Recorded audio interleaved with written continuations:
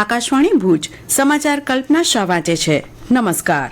પ્રધાનમંત્રી નરેન્દ્ર મોદીએ ગઈકાલે તામિલનાડુના કોઇમ્બતુરથી પ્રધાનમંત્રી કિસાન સન્માન નિધિનો 21મો હપ્તો જાહેર કર્યો. દેશભરના 9 કરોડ જેટલા ખેડૂતોને 18,000 કરોડ રૂપિયાથી વધુની રકમ ચૂકવવામાં આવી. આ સાથે જ ગુજરાતના 49,31,000 ખેડૂતોના ખાતામાં 986 કરોડ રૂપિયાથી વધુની રકમ જમા કરવામાં આવી. શ્રી મોદીએ કિસાન ક્રેડિટ કાર્ડથી ખેડૂતોને 10 લાખ કરોડ રૂપિયાથી વધુની સહાય અપાઈ હોવાનો પણ ઉલ્લેખ કર્યો. કોઇમ્બતુરમાં દક્ષિણ ભારત પ્રાકૃતિક કૃષિ શિખર સંમેલનનું ઉદ્ઘાટન કરતા પ્રધાનમંત્રીએ ખેડૂતોને એક મોસમમાં 1 એકર જમીન પર પ્રાકૃતિક ખેત પદ્ધતિ અપનાવવા અને આશ્ચર્યજનક પરિણામ જોવા હાકલ કરી. જનતાદળ યુનાઇટેડના નેતા નીતિશકુમાર આજે 10મી વખત બિહારના મુખ્યમંત્રી પદના શપથ લેશે. આ શપથ ગ્રહણ સમારોહ પટનાના ઐતિહાસિક ગાંધી મેદાનમાં યોજાશે. તેમાં પ્રધાનમંત્રી નરેન્દ્ર મોદી સહિત અનેક મહાનુભાવો ઉપસ્થિત રહેશે. ગોવાના પણજીમાં આજથી 56મા આંતરરાષ્ટ્રીય ફિલ્મ મહોત્સવનો પ્રારંભ થશે. 81 દેશની 240 ફિલ્મના આ ભવ્ય ફિલ્મી ઉત્સવનું આયોજન 28મી નવેમ્બર સુધી ચાલુ રહેશે. માર્ચ 2026 સુધીમાં રાજ્યના તમામ ખેડૂતોને સિંચાઈ માટે દિવસે વીજળી મળતી થઈ જશે. ગાંધીનગરમાં પ્રધાનમંત્રી કિસાન સન્માન નિધિ યોજના અંતર્ગત યોજાયેલ રાજ્યકક્ષાના કાર્યક્રમમાં મુખ્યમંત્રી ભૂપેન્દ્ર પટેલે આ જાહેરાત કરી. તેમણે ખેડૂતોને સંબોધતા કહ્યું કે હાલ 98% કરતાં વધુ ખેડૂતોને દિવસે વીજળી મળે છે. સીમા સુરક્ષા દળની સ્થાપનાની 60મી વર્ષગાંઠ નિમિત્તે સરહદી જિલ્લા કચ્છમાં પહેલીવાર ઉજવણી થવાની છે. જેમાં ભાગ લેવા કેન્દ્રીય ગૃહમંત્રી અમિત શાહ અને ગુજરાતના ઉપમુખ્યમંત્રી હર્ષ સંઘવી આજે કચ્છ આવી પહોંચશે અને રાત્રિ રોકાણ ભુજમાં કરશે.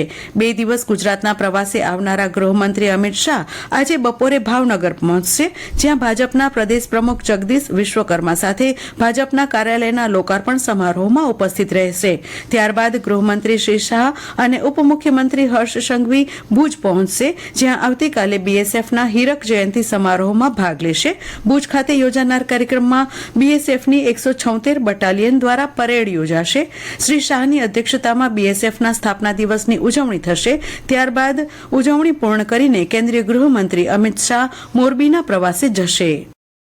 મુખ્યમંત્રી ભૂપેન્દ્ર પટેલની સૂચના અનુસાર કમોસમી વરસાદ બાદ બિસ્માર તેમજ નુકસાનગ્રસ્ત માર્ગોને તાત્કાલિક ધોરણે પૂર્વવત કરી નાગરિકોની સુખાકારી માટે શહેરોમાં તંત્ર દ્વારા રોડ રસ્તાની રીસર્ફેસિંગ અને સમારકામ કામગીરી કરવામાં આવી રહી છે. જિલ્લામાં નખત્રાણા, નિરોણા, લોરિયા રસ્તાની માર્ગ અને મકાન વિભાગ ભુજ દ્વારા રીસર્ફેસિંગની કામગીરી શરૂ કરવામાં આવી છે. આ ઉપરાંત માંડવી તાલુકાના વિરાણીથી ફિલોણ ગામોને જોડતા 2 કિલોમીટર લંબાઈના તેમજ 188ની વસ્તી ધરાવતા એવા ફિલોણ ગામ માટે મહત્વના વિરાણી ફિલોણ માર્ગનું નવીનીકરણ શરૂ કરવામાં આવ્યું છે.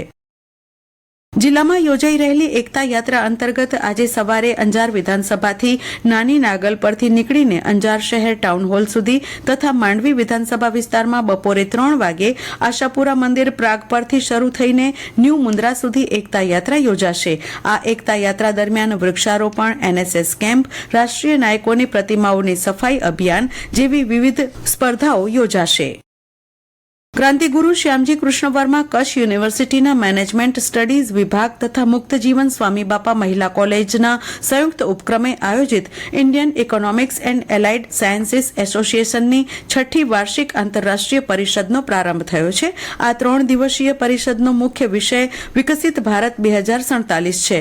પ્રારંભિક સત્રમાં ભારતનું આર્થિક ભવિષ્ય, જ્ઞાનની શક્તિ અને ઝડપથી પરિવર્તિત થતી દુનિયામાં કૌશલ્ય વિકાસની જરૂરિયાત પર ચર્ચા કરાઈ હતી. આ પરિષદમાં 3 દિવસ દરમિયાન 127થી વધુ સંશોધન લેખો રજૂ થવાના છે. જિલ્લામાં ઠંડીનું જોર વધી રહ્યું છે, ત્યારે નલિયા ખાતે લઘુત્તમ ઉષ્ણતામાન 10.5 ડિગ્રી સેલ્સિયસ રહેવા સાથે નલિયાએ સતત ચોથા દિવસે રાજ્યના શીત મથકોમાં મોખરાનું સ્થાન જાળવી રાખ્યું છે. હવામાન વિભાગના 7 દિવસના વર્તારામાં લઘુત્તમ ઉષ્ણતામાન 1 થી 2 ડિગ્રી ઊંચકાવવા સાથે ઠંડીમાં આંશિક રાહત મળે તેવી આગાહી કરાઈ છે.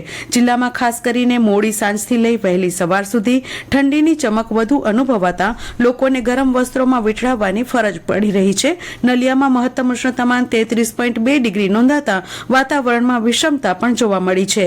અને આ સાથે આ સમાચાર બુલેટિન પૂરું થયું. નમસ્કાર.